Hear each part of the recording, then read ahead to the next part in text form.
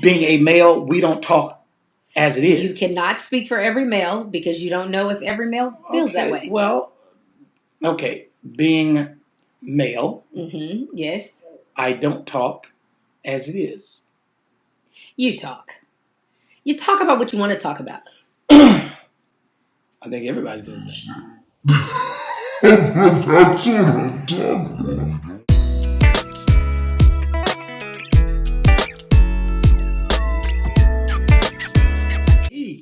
All right, so we're going to get right into it. Tonight, we're going to be talking about thoughts inside my head. Nope. So, basically, what we're talking about, or the question is, are you comfortable with the amount of feelings and thoughts that you share with your partner? Do your partner share feelings and thoughts as much as you would like them to? Okay, so after many, many years of marriage, I am definitely, well, actually, I think prior to, I was pretty vocal. You've always been vocal. I've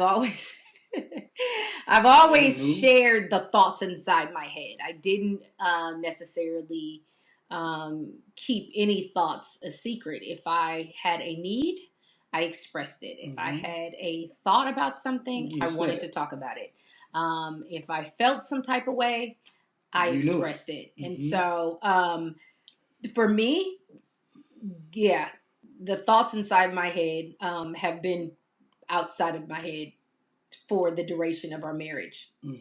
I think the only time that the thoughts were not shared was when I was angry about something, frustrated about something, and I didn't necessarily know how to express it. I remember going through a season of where the only words that I had a lot of the times was that I was tired. Like, I'm just tired. And I wasn't necessarily expressing the thoughts that was inside my head. What I know about you is that you have not always. I have not because I'm not triggering, and I like peace, and I don't talk much. Being a male, we don't talk as it is. You cannot speak for every male because you don't know if every male feels that way. Well, okay. Being male, yes, I don't talk as it is. You talk. You talk about what you want to talk about. I think everybody does that. That's what I'm saying. So therefore, sharing the thoughts inside, are you comfortable with sharing the thoughts? The amount of feelings, thoughts and feelings that you share, are you comfortable with the amount that you share? I think so sometimes. Keith used to live with the principle that some things are better left unsaid. And that was really, I still think that's, I don't know if that's necessarily. It's not necessarily a good thing because I have found out that my marriage is not someone else's marriage. That's a good point. And so I have to find out what works for our marriage. So communication, as we spoke about in episode 1, is key to the success of a relationship. Right. And so some of the things that I have learned, I don't hold to as true as I did before I got married. Okay. So did you go into the relationship, because I'm of the opinion that he came into the relationship knowing that he wasn't going to share a whole lot. Sure, because I don't know you. You don't know me.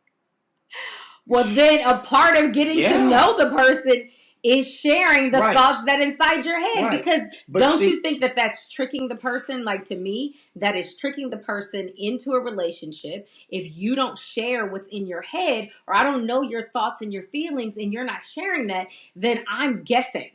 And then who am I really marrying, right? I think that I'm marrying a person that I really don't even know because he's never shared the thoughts and feelings. That's a little deceptive.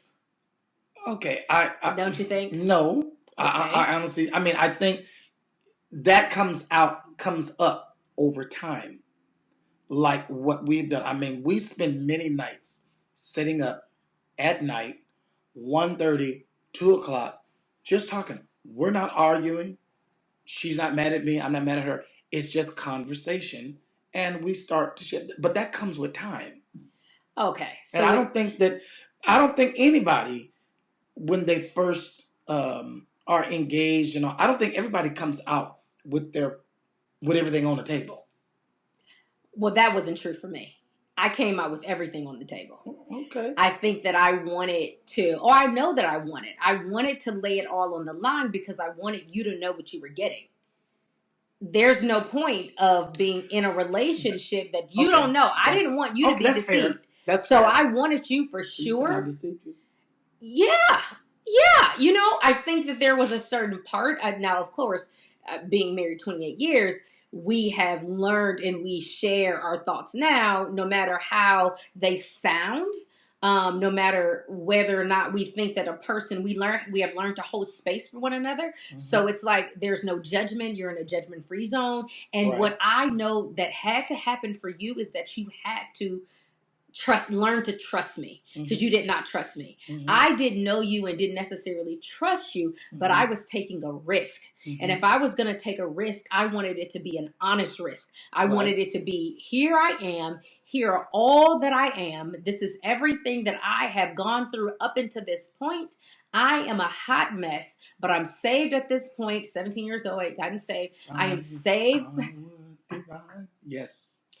I am saved at this point. And so now, up until this point, I have, I didn't have the language for it, but in so many words, I had experienced a lot of complex trauma. Mm-hmm. And so some of my behavior or how I dealt with certain issues was reflective of my experiences that I went through, my traumatic experiences that I went through as a child.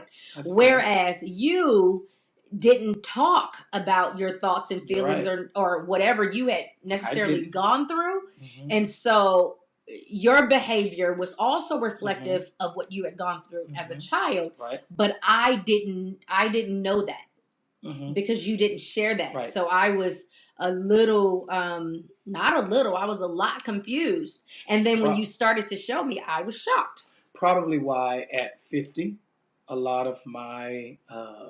Now, it didn't take him until 50 to start sharing, but okay, go ahead. Right. But I didn't realize how, messed up I was until I started unpacking, writing a book. And as I wrote, I was able to unpack certain emotions and feelings and that I thought were dormant. If that be the case, if that be a word to use. Yeah, but it is dormant, and you don't necessarily have words. I found in my relationship with you, or our development of our relationship, you didn't always have words for what you were feeling. Mm-hmm. Like there was feeling and there was emotion, but there wasn't necessarily any words.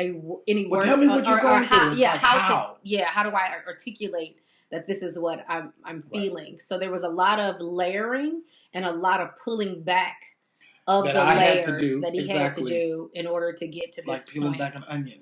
And then you find that's like, man, some things are just painful. So. And I guess we should talk about how do you begin to develop that trust so that you can start sharing or become more comfortable with sharing your thoughts and feelings. Some of it is going through tests and trials that you know together. That if I told you something, you are going to hold Are you going to hold space for me? Hold space, but also, without judgment, or you're going to hold it and not share it with your friend or whatever, your person that you talk to outside of your marriage, who you feel safe with. And we'll talk about that in another episode. We shared that on Maddoxs Marriage Mondays, our lives. So if anybody want to join our lives on Monday, we hop on. We'll be on live on Facebook Live where we're talking, we're interacting with people. So anyway, that was one of the things that we had discussed on Maddoxs Marriage Mondays was when you're holding space and when you're sharing with other people, who is that person that you both have to mutually agree upon and say, this is the person that we are able to share with. If this is not... Then it's okay to say no. Yeah, I'm not comfortable with you sharing with them. Right. Right. So, so I think it's fair to say that no, we were not comfortable or he was not comfortable in the beginning. Mm-hmm. It took time to build trust in the relationship. And then after the trust was built, are you comfortable now with sharing your thoughts and feelings? I sure am. I trust you with my life. Oh.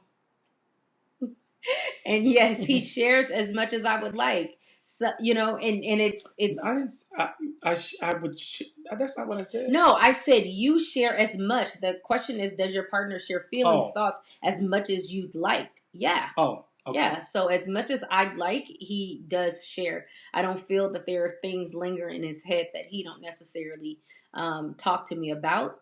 And if there is, then those are his secret thoughts and some things we reserve to talk to God about. Right. And that's our, you know, if it's not affecting the marriage, then that is the discretion that we both can use, that I'm not comfortable with sharing this thought. This is something I am going through something, but I prefer to pray about it. And if I find that answer, then that's it. If not, then, these are thoughts I'll inside my head.